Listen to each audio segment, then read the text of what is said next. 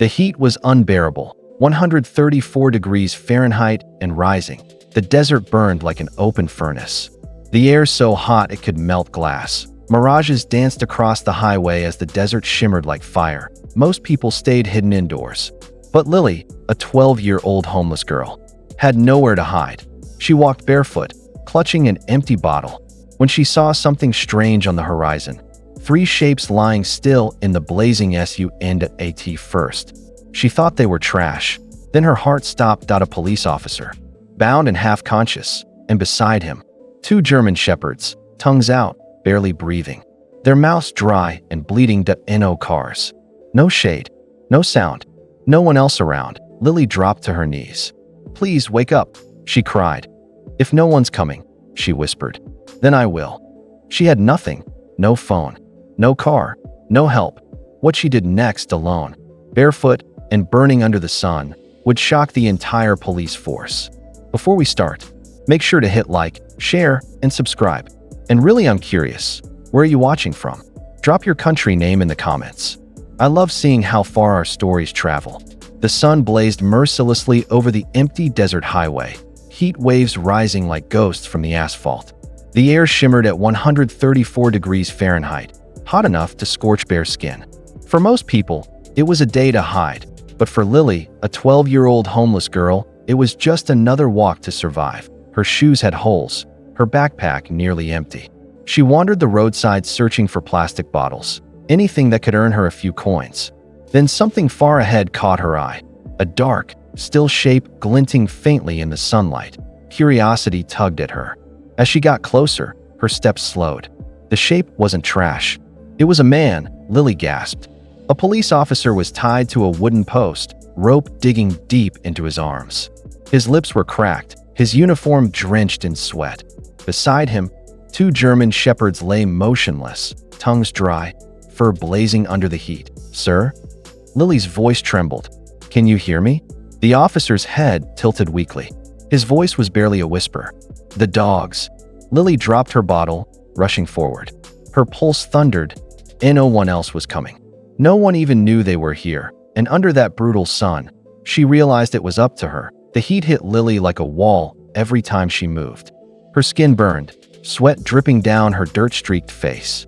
She knelt beside the officer, fumbling for the half-empty bottle in her backpack. Only a few mouthfuls of warm water remained. She hesitated, then tilted it toward one of the German shepherds. The dog's cracked tongue twitched, licking a single drop before weakly lifting its head. The other followed, breathing raggedly. "Hang on, boys," she whispered. "You're not dying today." Next, she turned to the officer. His pulse fluttered faintly beneath her fingers. She tugged at the thick ropes binding his wrists, the fibers slicing her small hands. Every knot fought back, but she didn't stop until it finally gave way. His head slumped forward. "They didn't want us to talk," he rasped before slipping unconscious. Lily's eyes darted across the endless desert. Not a single car, not even a bird. Her heartbeat thundered in her ears. She tore her shirt into strips, dipped them in the last drops of water, and pressed the damp cloths against their burning skin. The officer's breathing steadied slightly. One dog shifted closer to shade the other. Lily looked up at the blazing sky, jaw tight. "Okay," she whispered, voice trembling. "If no one's coming, then I'll bring help myself." Lily stared at the officer and the 2 K9s, barely alive under the merciless desert sun. Her heart pounded in her chest. She had one choice: stay and die with them, or walk into the fire to find help. She pulled the officer's badge from his chest pocket. Maybe it could prove her story. "I'll be back," she whispered, touching one of the dogs gently. "I promise." Then she started walking. The heat felt alive, clawing at her lungs. The road shimmered, blinding her eyes. Her feet burned through the soles of her shoes until she kicked them off entirely. Every step cut into her skin, but she kept moving. Halfway down the road, her vision blurred, flashes of her past flickering like mirages. Her mother's voice echoed in her mind. "When you see someone in pain, don't look away. Lily, that's when you show who you are." The memory gave her strength at last. She spotted an old gas station in the distance, rusted and silent. She stumbled toward it, banging on the metal door with what little strength she had. "Please," she screamed. "There's a police officer." tied up, and 2 dogs dying. A man stepped out.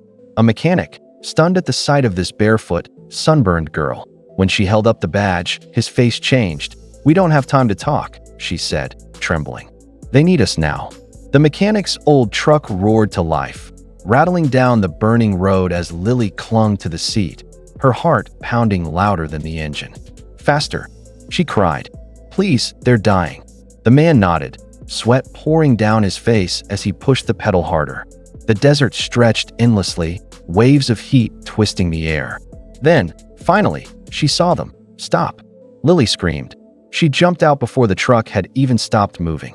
The officer's head hung limp now, his skin ghostly pale.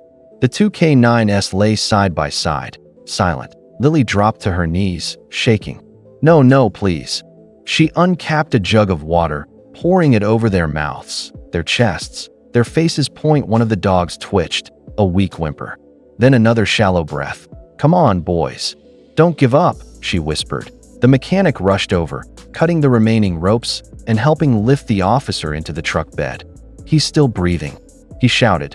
Lily climbed in beside him, cradling one of the K9s in her arms. "Stay with me," she whispered. "You're almost safe." As they sped toward town, the horizon shimmered, and distant flashing lights appeared. Police cars. Lily waved frantically out the window, tears streaming down her face. "They're alive," she cried. "I found them. They're alive." Sirens wailed as the convoy sped toward the nearest hospital. Paramedics worked frantically in the back of the ambulance, cooling Officer Jensen's body with wet cloths, checking the faint pulse in his wrist. The 2 K9s were placed beside him, IVs attached, chests rising weakly. Lily sat in the corner, trembling, her face red and blistered from the heat. No one had asked her who she was yet.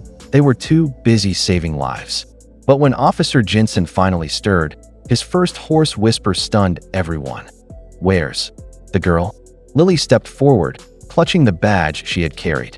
"Right here," she said softly. The officer blinked, tears welling in his eyes. "You saved us." Later that evening, detectives crowded the hospital room. Jensen recounted everything. The ambush, the men who attacked him, how they left him and his K9s to die for uncovering a smuggling ring within the city. He looked at Lily. "They thought they'd silence me, but she brought me back." The police chief entered, removing his cap. "You saved an officer's life, 2 service dogs, an exposed corruption kid." Lily smiled faintly. "I just couldn't walk away." Everyone in the room fell silent. For a homeless girl with nothing, she had given everything. Jensen squeezed her hand gently.